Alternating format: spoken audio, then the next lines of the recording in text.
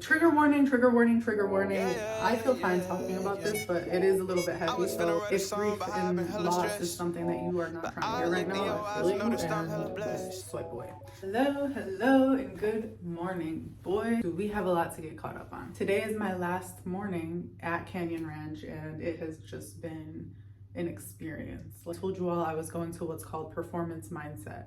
I thought I was gonna walk in and talk about self-sabotage, but it turns out that the person who would later be doing my hypnotherapy session was the same person in the performance mindset session. So I basically wanted to just tell her my life story and what I wanted to work on with my flight anxiety, and what I told you all I think it's because of, like, what I think is behind it. I used that time in the morning to do that, so that when we did the hypnotherapy, it felt really tailored to exactly what I needed. It turns out that I was 100% spot on with what I thought was truly behind my airplane anxiety, which has pretty much nothing to do with airplanes itself. Where do I start? The biggest lesson that I've learned through mental health coaching and counseling and through my time here is things are very rarely what they seem. And I want to challenge you to think about the areas of your life where you think something is because of one thing, or you're trying to understand why you do a certain thing or why you are a certain way. And if you can't really get to the bottom of it, I hope that this story inspires you to think about things that seem unrelated and question and be curious about whether they're actually related. So, long story short, I always had a little bit of anxiety as a child. It wasn't anything crazy. It was just like I was scared to be left alone in like the grocery store. We'd go to Lebanon over the summers. I would get scared when my mom would leave the house. I would think that something would happen to her. So I had a lot of like catastrophic thinking. It didn't come from anywhere. Like I had a very stable, low-key sheltered childhood. My parents were upper middle class by the time I was born, so there weren't any like financial issues that I knew of. And other than generational trauma, like I can't think of anything as far as safety goes. Obviously there were a lot of other things, needing validation and never thinking you're good enough, but like as far as safety and life or death, which is what we're going to talk about today, nothing abnormal growing up. We talked about that, and then I told her, I'm like, listen, I have this theory and I'm just going to run it by you, but my airplane anxiety really started flaring up over the past several years. And I think it's important to note that my dad passed pretty unexpectedly in 2017, but it's not the fact that he died, but it's how he died that I really think has neurologically kind of wired my brain in a way that is really affecting me, not just on airplanes, but in situations where I feel like my life is threatened. Okay, trigger warning, trigger warning, trigger warning. I feel fine talking about this, but it is a little bit heavy. So if grief and loss is something that you are not trying to hear right now, I feel you, and just swipe away.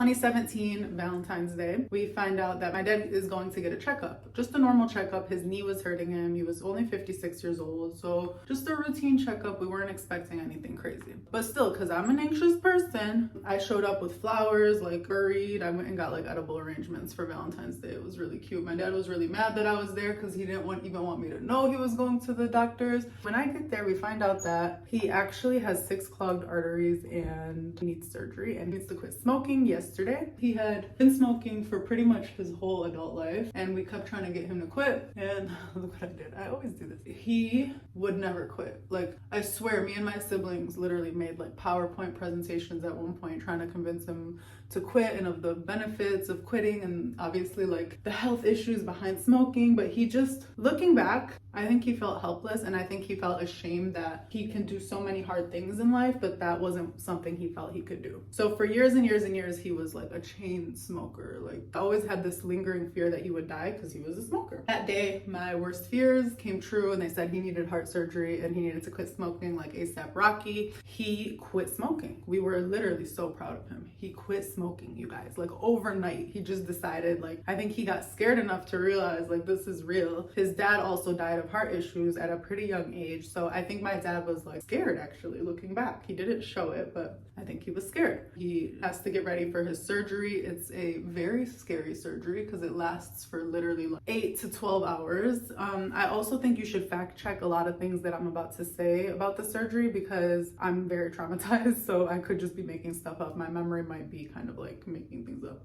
We go to the surgery at the beginning of March. It lasts for so long, and all I remember is like people in my family in the waiting room pacing back and forth, crying, being very stressed, and all I could do was freeze. Like I had to just sit and control my body. Like I had to constrict my body. Looking back, I truly believe that that's how I thought I could control the situation. Like I know that doesn't make sense, but neurologically I felt like I needed to control something because I had no control over the situation and I was a nervous wreck. Fast forward to how I am on the airplane. When I think something bad is gonna happen, when I get nervous, which is like 80% of the time on the airplane, I do the same fear response. And the therapist told me in the session that that is a freeze response. I'm not fight or flight, I am freeze. And my brain starts flooding with thoughts and emotions that I can't do anything. The doctor comes out literally like 11 hours later and tells us that everything went perfectly. Like he said, not a single complication. He did so well. So everyone, again, I'm just comparing my reactions to everyone else's. They all start celebrating, they're laughing, they're clapping, they're talking to the doctor, and I just sit in my own little corner and just cry. And I feel like because I felt that someone told me like everything is okay, it's good, I felt like I could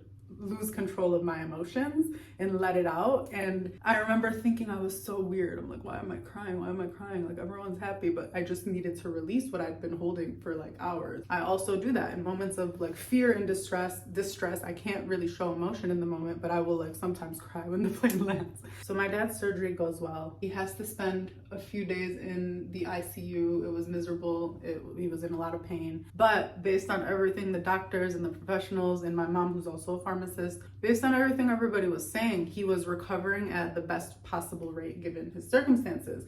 So they moved him from the ICU to like the normal recovery area, I don't know what it's called, within the shortest time frame permissible. So we felt so good, like everything is just moving perfectly, and this is so encouraging and hopeful, and we'll get to bring him home pretty soon. So we ended up bringing him home as early as we possibly could have. This was the recommendation of the hospital. At home, he was recovering so well. We're checking everything. He was doing so well. A week goes by. So much family is in and out of our house. So excited. People are bringing gifts. People are bringing sweets. Arabs are bringing all this food. Like it's just this happy time where everybody is seeing him. Family we hadn't seen in so long, coming over, celebrating him, and just we're all a happy freaking family. During this time, I lived in an apartment. I didn't live with my parents anymore, but I was home every night because I was anxious. So I stayed home. I didn't want to go back to my apartment just yet until I felt like things were good. March 12th rolls around and we had decided that the next day we were going to take him to Costco and go on this family trip because he was doing so well and he's ready to leave the house. I decided I was going to go home that night, but I don't know, something later that night I just decided not to. I decided to stay home with my parents and sleep in my like childhood bedroom. I'm like, I don't know, I'm just not ready to go home just yet. I'll stay one more night. That night, me, my mom, and my dad are like looking through Netflix, and he's just so annoyed of us because we can't pick out what we want to watch. So he like wants to call it a night early. He goes to bed and then calls me and asks me to bring him a bottle of water. So I bring him a bottle of water. He just seemed like different. Like, I don't know, I just felt like he wasn't okay. But then again, I felt like that the whole time. So right now, this is me like retrospectively probably assigning meaning to a feeling that was probably present every day, okay? I'm telling you, like the rational brain of mine right now doesn't look too deep into that moment, but the emotional brain, this is important to note, I think kind of stored that differently. That night at like 3 a.m., he collapses on the way to the bathroom. He has a heart attack and he dies. And you know, there was like that in between time of my mom like screaming, me running downstairs, me seeing my dad on the floor. I didn't know what to do. Again, I froze. Went next door. My neighbors are also my aunt and uncle. Called them. They came over. Everyone is panicking. We don't know if he's dead yet. Whoever they are, I forgot what they're called, come over and like check, and they confirmed that he was dead. And then we just start getting into the planning thing of how we're gonna bury him in Lebanon. And I had to go drive to U of M where my sister was at. And I can't talk about this part. Okay.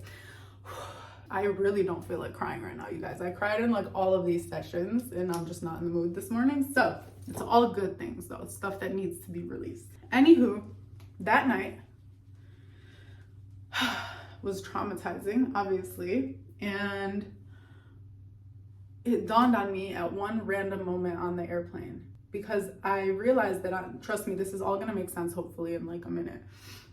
I realized that on the airplane, like all these years after my dad died, I'm like so scared. Like I truly, you guys, like it's not a joke. I joke about it because that's my coping mechanism with things, but I fully am convinced that I'm going to die. And nobody can convince me otherwise. Like when I'm on the airplane and turbulence starts to hit or I hear a weird noise or someone makes a weird face expression, I assume that they all think we're gonna die and we're all just gonna die. I realized, because of how severe it is and how much I've tried to get over it and how much I've tried to do different things to help me with it, the way that I react is very frozen, and I realized that I don't trust anything.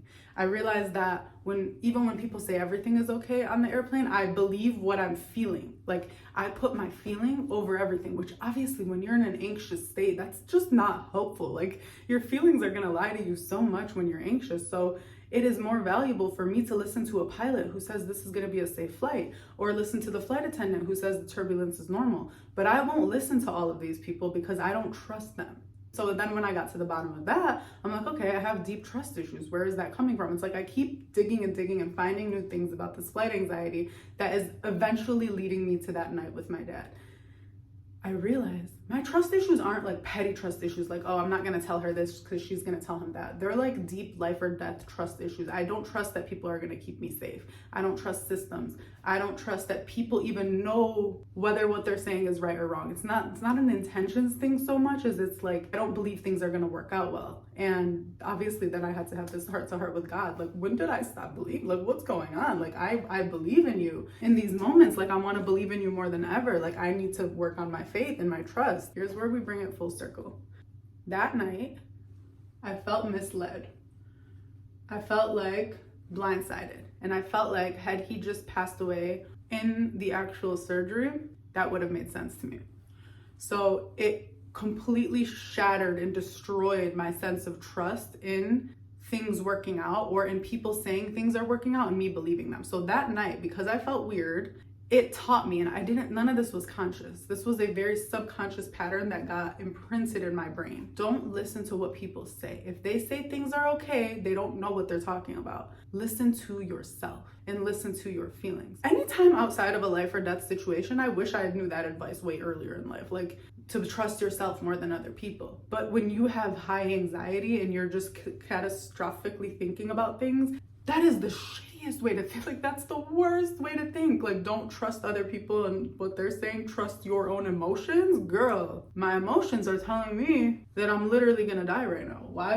Like, I don't want to trust that anymore. So it kind of all clicked in my head one day on the airplane, and I'm like, I don't have time to think about this. I'm too scared, but I think I'm onto something.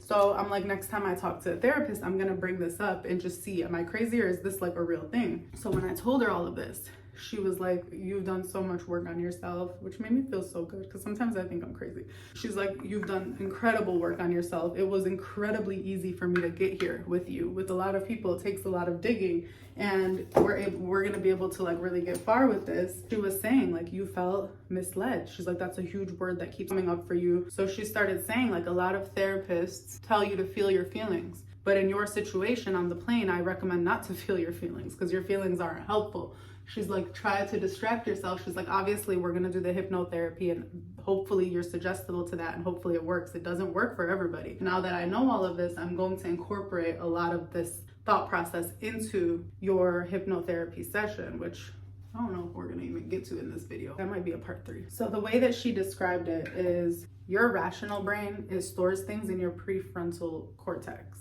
And so it's like, okay, if I learn a math equation, I'm gonna store it in my rational front brain. But when you have a life or death, what you think is a life or death experience, which obviously the way that your dad died was a very traumatizing. She's like, it's not that he died, it's the way he died. She's like, that's the trauma. It's a very traumatizing, like jarring experience. And so that doesn't store in your front brain, because it kind of gets put on a shelf when it gets stored there. And that's why you don't always remember things in school and stuff. It gets stored in the back of your brain, in the area that is literally stored as life or death. Like, I cannot lose this. This is like put in this safe for me to draw on whenever I feel that I'm in a life or death situation again. So you can imagine now, when I'm on the airplane and I fully believe that it is life or death, I'm not thinking from here.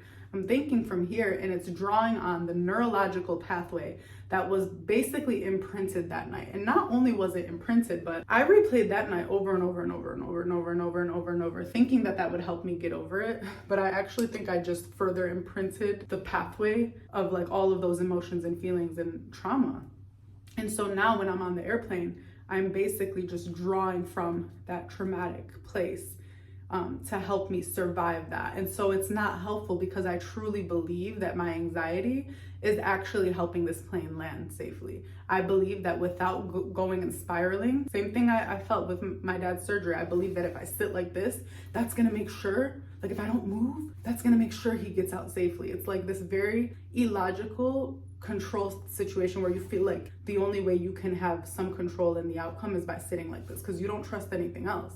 So on the airplane, again, like I can't talk to people, I can't put music on, I can't watch TV. Like I feel like I just can sit like this and all of my thinking is just gonna get this plane down safely. When I came back for hypnotherapy after, she had basically written out a whole script based on what we had talked about. And that's what I freaking love about this place. Like you're not just being cycled from therapist to therapist or doctor to doctor, and even the therapist that you are at, like, they're not so overbooked and busy that they low-key forget half of the stuff you tell them. This stuff is actually tailored. She got to understand me in ways that I've never talked to, let alone even, I've never even really told family to the depth of what I told her. Not because I'm not close with them, but I just didn't know if it was true or not. So I felt like I trusted her as an expert to tell me, like, are you just making stuff up, telling yourself a story, or is this actually like what could have happened to you? And just being able to tell her all of that, and her as an expert confirm not just that I was right, but she recommended EMDR, which I'm definitely gonna do when I go back home. EMDR is rapid eye movements that desensitize you and reprogram your brain. When you have a very traumatic experience, because it's stored in the back of your head like that, and it's not something you can just talk about. She said talk therapy alone is not gonna do it for you. It's something that you need to literally reprogram the images in your head around that night and the beliefs that you have about those images. There are all these images from that night, and we're not going to change the event. Like, we can't change what happened, but we can change the belief and the emotions that left you with. That's what I need, because this event, she started telling me, it will move itself. This trauma will move to the airplane. It'll fixate on something random and you won't know why, which is again why I'm telling you things are not what they seem. If you're having a problem with something and you don't know where it came from, just let yourself freely think about something else traumatic that you've experienced and see if you can connect any dots, because that's literally what I did. Or see a therapist, because they're literally licensed to help you do that. She told me that with EMDR, I can then reprogram the beliefs so that all the areas of my life that this is beginning to touch, because it's not just the airplane, that's just the most severe. I get scared about, even driving sometimes. Like when I'm in the front seat, I get nervous. Sometimes elevators, I'm like, when have I been scared of? Oh, come on, I've never been scared of this in my life. Needless to say,